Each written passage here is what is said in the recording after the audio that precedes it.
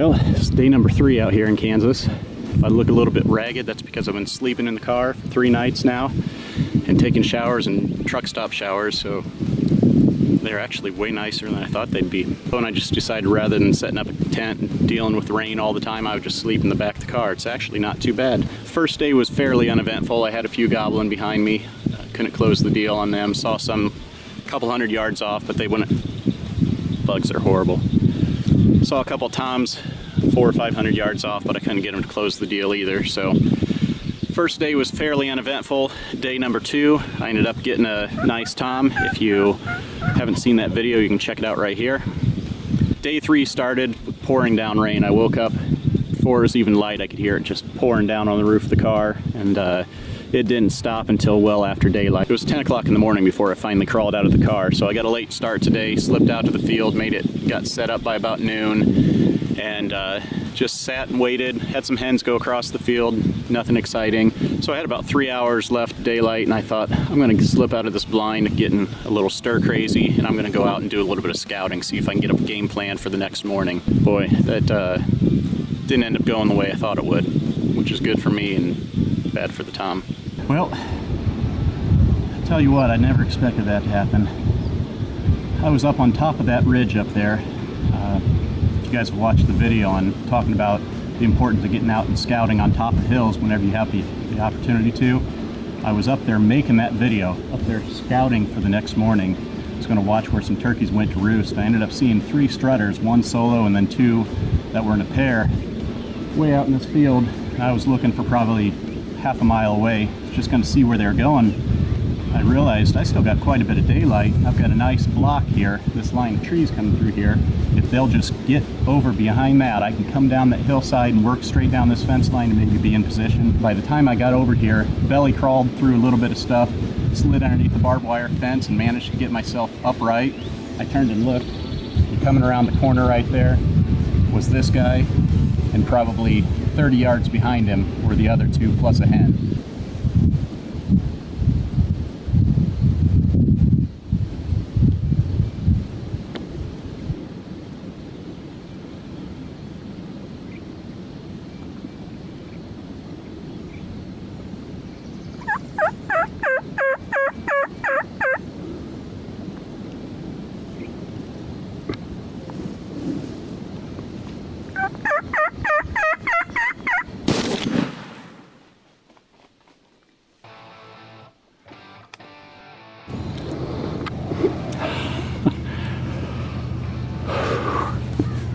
Oh, man, I tell you what, sometimes things just happen really quick at turkey hunting. That's why I love this. That's why I love turkey hunting. I was up on top of that hill, way up there.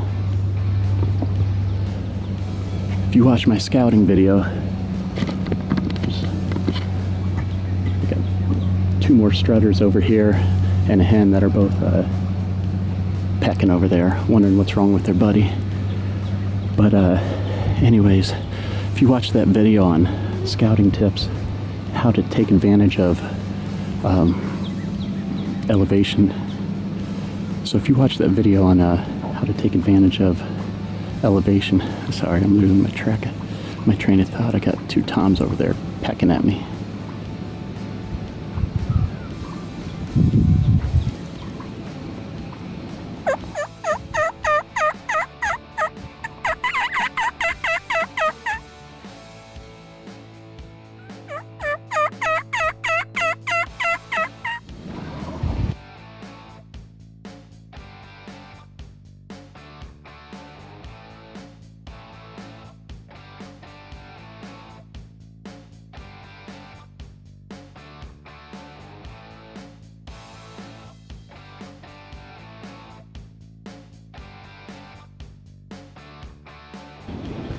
Just to show you real quick, up there is where I was sitting watching the toms who were out there. I managed to make it down the hill with that tree line as my cover, the whole way. Had to belly crawl across that opening, make it down here to that little group of trees, and just managed to crawl underneath that fence and get set up. I didn't even have my gun ready or anything when he popped around the corner over there with his buddies, walked around here, came through that little ditch right to where we stand, where I was able to make the shot, and that's the result. And it all started by being way up there.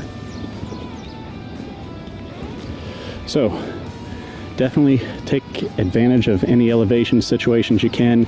Even if you lose some time hunting, you never know what it's going to set up. Sometimes you'll get some great opportunities out of it. 2 birds in Kansas. Had a great time, and I'm looking forward to next year. So hopefully you guys like these hunts. If so, keep subscribing. We'll keep more videos coming for you. And I guess it's time to haul this guy out. What a great hunt.